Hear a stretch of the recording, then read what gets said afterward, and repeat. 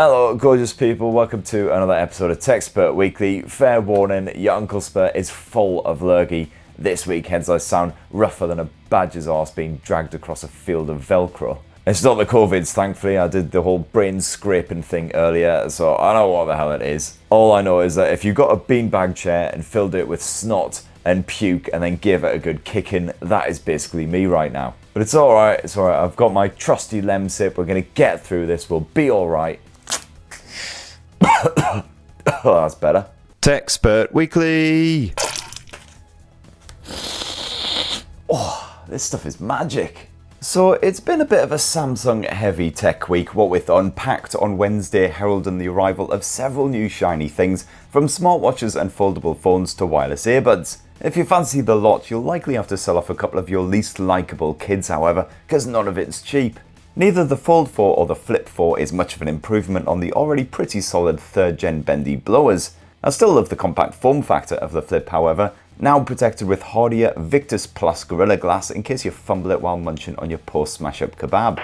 That cover display is now smarter, supporting more apps and services, while the rear camera is supposedly better in low light. I've already bollocksed on about the new Galaxy Watch 5 and the Watch 5 Pro in a rather spiffing video that I put live on Wednesday, so go give that a good hard stare at if you reckon you can stomach yet another 10 minutes of my formidable tech ejaculations.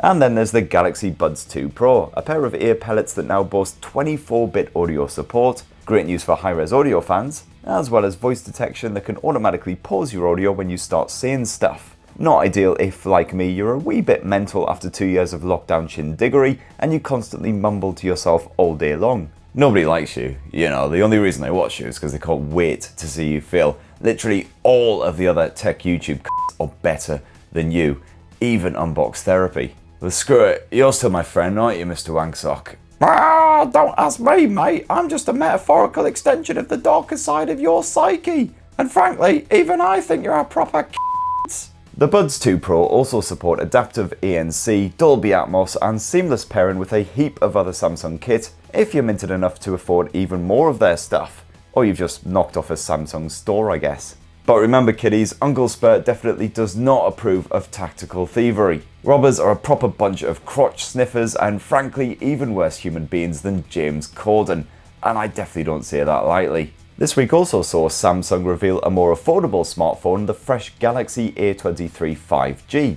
It's a 6.6-inch whopper which sticks with the usual A-series design language, including a plain, colourful, placky back. Although that Full HD Plus IPS screen sports an old-school nipple notch rather than one of those floating selfie cam orifices. A 50meg rear camera impressively comes with built-in optical image stabilisation and is joined by a basic 5meg ultra-wide cam as well as the usual pointless macro and depth bollocks. Unlike the Galaxy A53, you've got a mighty 5000 mAh capacity battery crammed inside of that plastic shell which should hopefully keep you going all day long as Samsung hasn't bunged one of its own god-awful Exynos chipsets in there to just ruin the entire thing. Thankfully, leaks point to one of Qualcomm's Snapdragon 695 chipsets in there instead to run the show, which should cope with your everyday shenanigans fine. Bit of light gaming, no worries as well. And of course it serves up full 5G support, as the name of the phone kind of gave away already. But when will the Samsung Galaxy A23 5G come to the UK and how much? Well, I don't bloody know, do I? So, sorry I guess. Bloody Lemsip everywhere now. That was possibly not the best idea I ever had. And believe it or not, we did actually have a tech launch this week that had nothing to do with Samsung because Sennheiser went spaffed out its fresh new Momentum 4 wireless headphones. Now these do cost a somewhat scrotum shriveling 300 quid, but they are absolutely chuffing brilliant. We're talking a proper comfortable fit even if you've got a baldy bonce like me, excellent adaptive active noise cancellation, 60 hours of battery life even with that ANC turned on, aptX adaptive support. Seriously, audiophiles will be drowning in their own bodily excretions. Look at how impressed I am right here. This is me as happy as I'll ever be without a bottle of whiskey clutched in each hand. And yeah, I have actually shot a full review of the Sennheiser Momentum 4 Wireless. I've actually edited that footage, have I tossed, but hopefully soon. And anyway, it's going on sale on August the 23rd, so I've got a bit of time. And now it's time for the part of the show that I don't know why I'm still holding those. The part of the show with the comments from the viewers, the viewer comments. Viewer comments. So first up this week is Ali B. You're right, Ali. He says, Uncle Spurt is like the Tommy Cooper of tech reviews. Total disaster, but always works out, and we all come back for more. Maybe not all of you, unfortunately. There is some definite up and down action in the subscriber count whenever a TechSpurt Weekly goes live. On the subject of me getting bugger all sleep last week, and apologies again because I realised that half of this show is basically just me complaining about how shit everything is once again. This week I've been sleeping absolutely fine. I've just got all of this going on instead. But anyway, Cosmos G17 says, try melatonin, bro. It's my go-to. Even after a heavy session on Destiny 2, it stops the brain jolting about like a crazed power-raving lunatic. That's really not a bad shout, actually. I might have a pop down the old boots later and see if I can grab me some of that. It's probably a healthier option than just downing whiskey until my synapses shut down.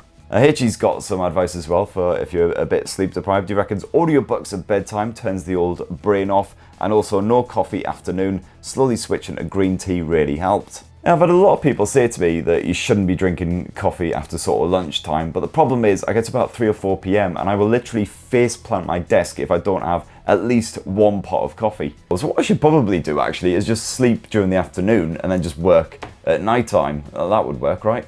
And I actually really like that audiobook idea as well, because I've got an audiobook of Stephen King's The Stand, which I started about 2 months ago. Literally have no time during the day to listen to it. It's literally 5 minutes if I'm like dodging out to the newsagents or something. Newsagents, why even lie? It's odd bins, alright, everyone knows it. And because this audiobook is like 55 hours long, I've got, no chance of finishing it before 2027, by which point I'll probably be dead anyway, given my current state of health. So yeah, a bit of a cheeky listen when we're all tucked up with Teddy. That's a good shout, although then it does mean I'll have crazy Stephen King dreams, which is never a good thing. It'd be good to hear if anyone else has bat mental dreams after reading a Stephen King book last thing at night. I don't get it with any other authors, just him. It's freaking weird, man.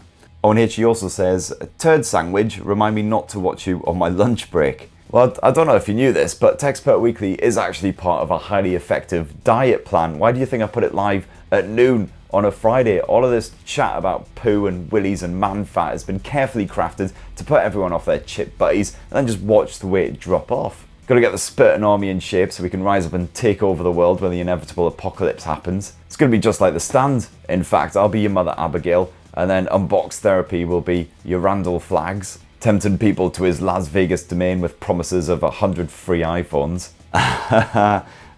If you're watching Unbox, buddy, love ya. Simon says, Chris, do you think that Samsung will unpack a Galaxy A53s next week, just like they did last year with the A52s? Well, of course, I do have the benefit of having actually lived through the Unpacked event now, so I can confidently say a definitive nope, no A53s. And it is a real bloody shame because I'd absolutely love a Galaxy A53s where they've just basically ripped out the cock-wombling Exynos chipset and replaced it with the Snapdragon 778G Plus, for instance. Maybe bunged a headphone jack back on there as well, which they removed for the A53, and then you'd have an absolutely cracking smartphone. I'd love you forever, Samsung. You can come around and sit on my face anytime you wanted. But anyway, apparently Samsung is scrapping its Exynos chipsets going forward anyway, so thankfully from now on, like our Galaxy S series flagship smartphones won't feel like some cheap, crappy knockoff compared with the proper US Snapdragon efforts. Next up, Dan Navarra says, really disappointed that Samsung seems to be dropping the rotating bezel on the Watch 5. This is a key selling point for me, definitely the best way to navigate a Watch OS. 100% hard agree, mate. Yeah, I couldn't have put it any better myself. I do love a bit of swivel action on a smartwatch. It just feels really nice and intuitive and everything. And I was really hoping they would bung it on the Pro model, especially as it ain't cheap, but here-ho. Dan continues, PS, love the attitude towards the iPhone SE. No idea how Apple can get away with releasing that crap, and most tech journalists seem to lap it up. Yeah, they basically slapped an A15 inside a creaky, old, ugly, 4-year-old smartphone and got 4-star reviews across the friggin' board. Honestly, at this point, I reckon that Tim Cook could squat over a cardboard box, curl a massive hot steamer in there, slap an Apple logo on the side, and he would still get bloody 4 stars from everyone. And if you don't know why that's the case, I can tell you why. It's because basically if you actually dare to tear Apple a new one for releasing a stinking piece of ass gravy, then that's you and your publication blacklisted for life. No more fun time Apple's circle jerk action for you, f***er. You'll have to queue up with the rest of the plebs and hand over a suitcase of money to one of our grinning f***boys for your iPhones from now on. Can you tell that I'm not really a fan of the way that Apple handles its PR? Absolute bellends. And next up, Cam says that your mum joke earned you another subscriber. A nice one. Welcome to the Spurting Army, Cam. Good to have you on board. And that wasn't even one of my finer your mum jokes either. Nothing like the 3-minute extravaganza I pulled out for TechSpert Weekly episode 61. Although, to be fair, I think that one actually lost me a fair few subscribers. People who were actually, subscribing to me expecting some kind of tech content. Fusion Sniping says, I'd say the OnePlus 10T is still a great value phone. In the Android scene, you need to have good value propositions, otherwise you get left behind. Though it needs differentiation to stand out, which is something they're losing. Yeah, I mean, I would say that differentiation is something that a lot of smartphone manufacturers are really struggling with in 2022. And that's why, when Nothing launched its phone with all the flashy disco lights on the back end, we all went absolutely cock-a-hoop. Those hoops were well and truly cocked.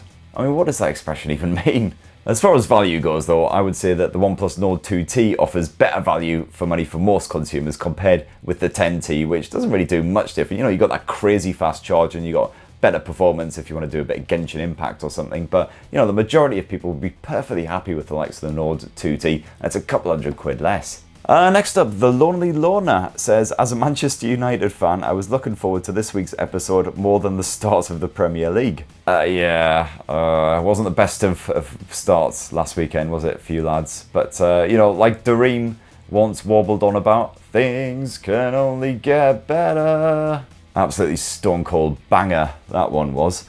Next up, Piefoy says, hi mate, I've seen an offer for a refurbished Oppo Find X3 Neo for £200 and it looks like a tempting deal. Yeah, that deal definitely gets 2 big spurts up. It sounds like a good one. Just the only thing is check how much longer it's going to actually be supported with the security update shenanigans and all of that, because it's probably not much longer. Adrian Jetsetter says, hi Chris, do you write scripts up front for your videos? Yes, I know it doesn't seem like it most of the time, but a lot of the videos are at least partly scripted. At the very least, I've got, a list of all the specs and facts and figures and all that shit. So, mostly because I've just killed my brain with too much booze, so my memory sucks. And Mr. Gonzanator says, are foldables the new 3D TVs? As in, they're impressive, but they're ultimately pointless. I mean, yeah, that's a pretty solid comparison. I do really like the form factor of the Motorola Razr and the Samsung Galaxy Flip smartphones as well, because you've got that nice compact finish, but then you can open it up and you've got your bigger screen. But ultimately, it is all fancy pants bollocks and it doesn't really solve any particular problem. Next up, Ethan says, I'd love to see Uncle Spurt on a world tour. You and me both, brother. Yeah, a lovely little tax-deductible jaunt around the world. I would be quite happy with that. Massively out of time and I need to go stuff some more lens up my face soon, so let's make these last couple of comments. The Lonely Loner, again, hello sir, says, I know where me and the legendary Uncle Spurt get our shirts from H&M. I don't know if I'm dressing like a 40-year-old or you're dressing like a 22-year-old. Well, why don't we meet in the middle and say that we both dress like a 31-year-old? Just one who values comfort and value over, style. And the Master 7 says, love you, Chris. Open brackets, no I'm not a bot. Open some more brackets, at least I hope so. That is some proper Matrix Inception shit right there. I mean, what if we are all the bots and the bots are actually the real people, eh? Do you ever think about that, eh? Christ, I really think that lemsip has broken my brain. So anyway, a massive thank you to everyone who commented last week. Absolutely wonderful reading through all of those. Now next week, unfortunately, there will be no TechSpert Weekly because I won't be around at the end of the week to actually shoot this shower of shit. But please do smash your comments down below and there will be a show the following week and we'll get through as many of those as possible. And speaking of next week, as well as buggering off for half of it, what's going on? This is about next week. Well, next week, Oppo are going to launch the next version of its ColorOS launcher. That'll be happening next Thursday, August the 18th at 12 p.m. British time. British time, best in the world. Apparently there's going to be a big focus on security and privacy, just like in Android 13, which it is, of course, based off. Plus you've got improved customization and a whole heap of other very interesting bollocks. I'm going to be doing you a video on that next week, hopefully, so definitely get the Kleenex handy for that hot slice of sex. A massive thank you for joining me for another 15 minutes of your valuable existence and yet again putting up with me moaning on like a proper cranky old twat. If you haven't been put off, please do poke subscribe and ding that notifications bell. Have yourselves a ruddy, wonderful weekend. I'll catch up with you next week. See you everyone. Love you.